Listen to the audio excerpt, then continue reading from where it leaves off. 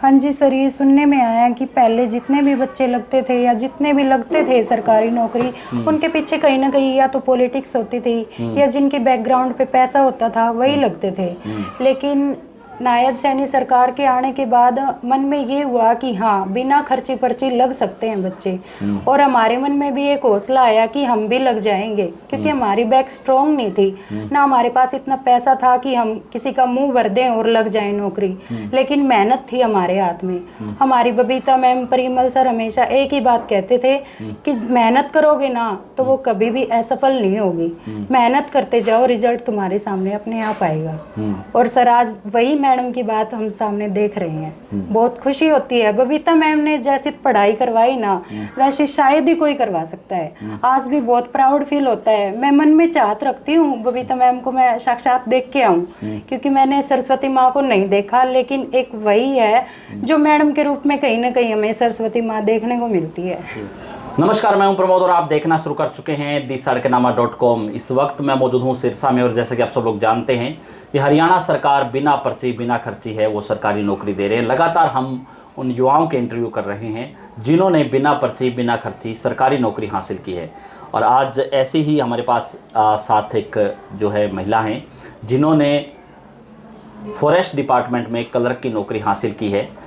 मुख्यमंत्री नायब सिंह सैनी ने जो पहली कलम से जिन युवाओं को नौकरी दी उनमें ही सुनीता है, वो शामिल है। और सुनीता भिवानी ज़िले के खारियावास गांव की रहने वाली है और एकमात्र पहली बहू है जिसको सरकारी नौकरी हासिल हुई है। मैडम, पहले तो बहुत बहुत स्वागत आपका। Thank you sir. जी, क्या कुछ कहना चाहेंगे?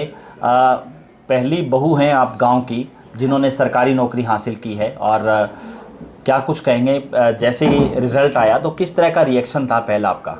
सर, मेरा जैसे ही रिजल्ट आया मुझे बहुत खुशी हुई इस बात की कि हाँ, मैं पहली बहू हूँ जिसने मतलब परिवार में नौकरी हासिल की है। क्योंकि आज से पहले ना तो बहुओं को पढ़ाया गया था और ना ही आज तक कोई नौकरी भी लगी। लेकिन मेरे परिवार वालों ने हिम्मत करके मुझे पढ़ाया और यहाँ तक कि इतना विश्वास दिलाया कि हाँ, तू लगेगी।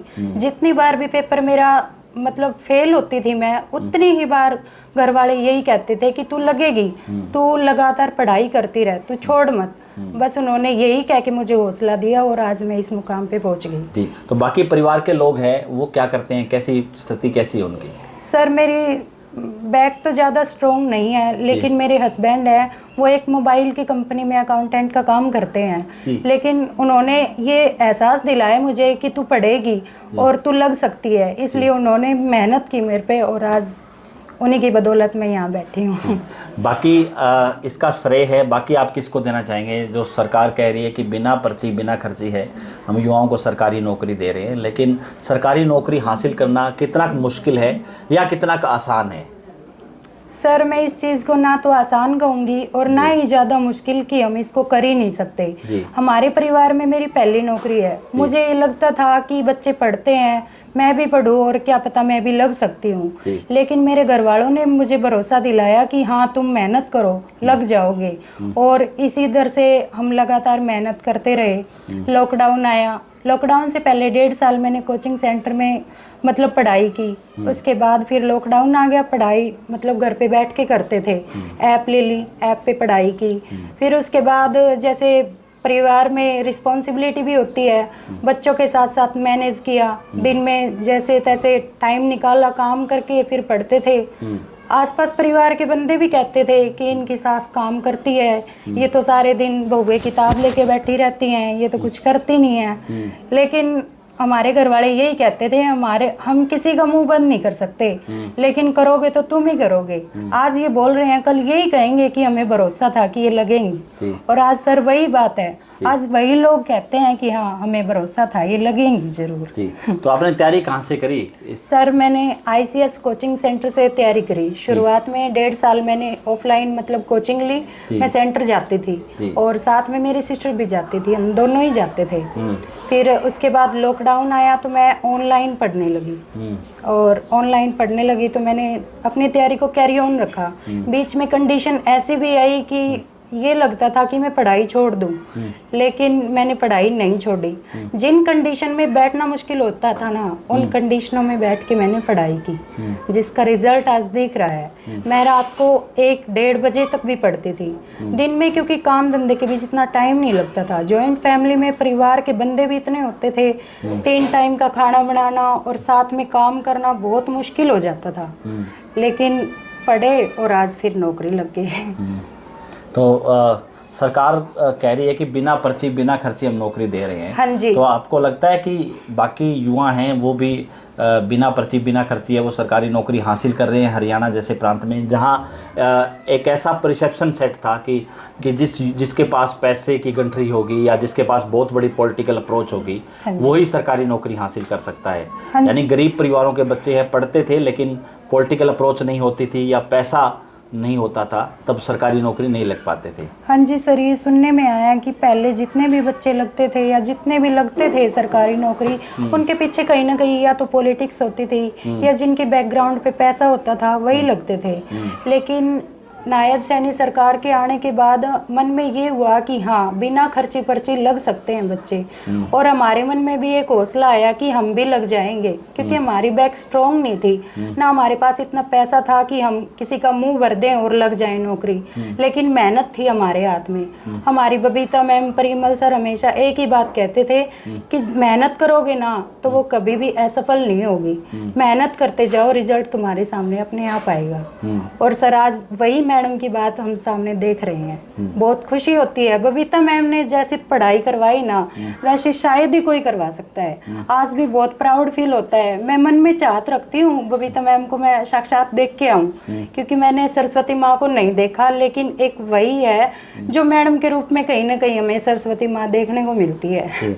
बाकी जैसे आप सरकारी नौकरी लगे और आपके गाँव में पहले कोई बहू है वो सरकारी नौकरी नहीं, जैसे रिजल्ट आया तो एक तरह से महिलाओं के भी ऊपर भी आप प्रेरणा बनी। बाकी महिलाएं हैं, आपके नौकरी लगने के बाद कुछ और महिलाएं हैं वो भी नौकरी की तैयारी के लिए बड़ी होंगी कि अगर सुनीता ने नौकरी हासिल कर ली तो हम भी नौकरी हासिल कर सकते हैं। हाँ जी, ये तो है ही। परिवार में जब देखते हैं कि हाँ ये बहू थी और ये पढ़ती थी और आज ये नौकरी लग गई, तो क्यों ना हम भी अपनी बहुओं को पढ़ाएं। उनके मन में आज ये भी होता है। वरना पहले तो क्या होता था, हम घर से बाहर निकलते थे, कुछ रिश्तेदारी टोंटिंग करते थे कि गई तेरी भाभी ड्यूटी पे, इस तरह की बातें होती रहती थी। लेकिन फिर भी इग्नोर करते थे, कोई बात नहीं, आज इनके दिन है, कहने दो। लेकिन हमने अपनी मेहनत को कभी नहीं छोड़ा, मेहनत के साथ कभी गद्दारी की ही नहीं। अगर हम 2 घंटे पढ़े हैं ना, तो हमने पूरे 2 घंटे दिए हैं उस स्टडी को। तो अब वो लोग ये नहीं कहेंगे कि अब भाभी है दोबारा ड्यूटी पे जो है अब जा रही है हिसार में फॉरेस्ट दफ्तर में? नहीं, आज वो लोग सारे देखते हैं और उनको खुशी भी बहुत होती है कि हाँ आज लग गई है फाइनली। तो बाकी उन युवाओं को आप क्या कहना चाहेंगी जो सरकारी नौकरी की तैयारी तो करते हैं लेकिन कहीं ना कहीं जो है कुछ ऐसी गलतियां उनसे हो जाती है कि वो असफल हो जाते हैं, तो उन युवाओं को आप क्या मैसेज देना चाहेंगे कैमरे पे? सर, सफलता और असफलता तो ये हम पेपर देंगे तभी सफल होंगे या असफल होंगे, तो ये तो कोई बड़ी बात नहीं है। मैंने ना जाने कितने पेपर दिए और किन में मैं असफल हुई हूँ, लेकिन लास्ट में मेरे को सफलता मिली। इसलिए मैं तो यही कहना चाहूँगी कि युवाओं, तुम पढ़ते रहो, आज नहीं तो कल, लेकिन नौकरी ज़रूर मिलेगी। क्योंकि किस्मत 1% 2% हमें हरा सकती है, लेकिन 99% मेहनत साथ जरूर देती है। जी, बाकी सरकार का भी धन्यवाद करेंगे कि सरकार ने युवाओं के लिए इस तरह की सोच रखी कि जो पढ़ने लिखने वाले जो बच्चे हैं वही सरकारी नौकरी है वो आज हासिल कर पा रहे हैं। हाँ जी, आज मैं सरकार का भी तहे दिल से शुक्रिया अदा करना चाहूँगी, क्योंकि सरकार की वजह से ही हम बिना खर्ची पर्ची लग सके हैं। अदरवाइज़ पहले तो ऐसा पॉसिबल ही नहीं था कि बच्चे बिना खर्ची पर्ची लग जाएं। इसलिए मैं सरकार का तहे दिल से धन्यवाद करती हूँ। इसके साथ साथ ICS की सभी टीम, सिरसा वाले ICS कोचिंग सेंटर जो सिरसा में चलता है उनका भी, और बबीता मैम, परिमल सर और समस्त सारे स्टाफ का तहे दिल से धन्यवाद करना चाहूँगी। सर, मैं एक बात और कहना चाहूँगी कि मेरे हस्बैंड के जो बड़े भाई नाते में मेरे जेठ जी लगते हैं, सबसे बड़ा योगदान मैं उन्हीं का मानती हूँ। आज मैं यहाँ बैठी हूँ तो ये मान लो उन्होंने ही मेरे को यहाँ तक लेके आए हैं वो, क्योंकि उनके बिना मैं कर नहीं सकती थी। जितनी बार भी असफल होती थी हमेशा मेरे को मोटिवेट करते थे, हमेशा यही कहते थे कि तू पढ़, तू जरूर लगेगी, मुझे भरोसा है। आज उनका भरोसा जीत गया सर। कैसा लगा आपको? पहले तैयारी मेरे को करती जी थी? बहुत अच्छा लगा जी। जी हाँ जी, बहुत खुशी हुई। इतना यकीन नहीं आता था जो हमारे घर, छोटे से घर में नौकरी आएगी। कब पहले सोचा था आपने कभी नहीं घर में जी। सरकारी नौकरी लगेगा कोई? नहीं जी, नहीं लगा। जी, पहले कभी नहीं सोचा? कभी नहीं सोचा था, बस मेहनत करते थे, बस इनको दिलासा दिलाते थे भाई लगोगे आप, हार मत मानो।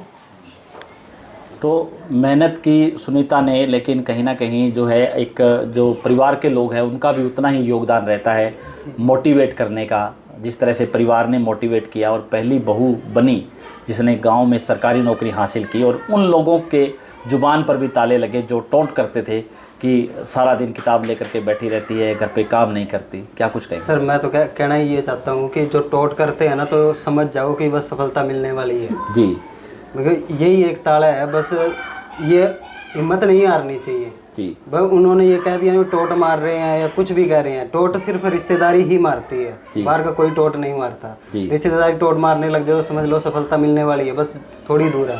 जी। तो क्या कहना चाहेंगे? सरकारी नौकरी हासिल हुई है, इसके पीछे सबसे बड़ा श्रेय है वो आप किसको मानते हैं?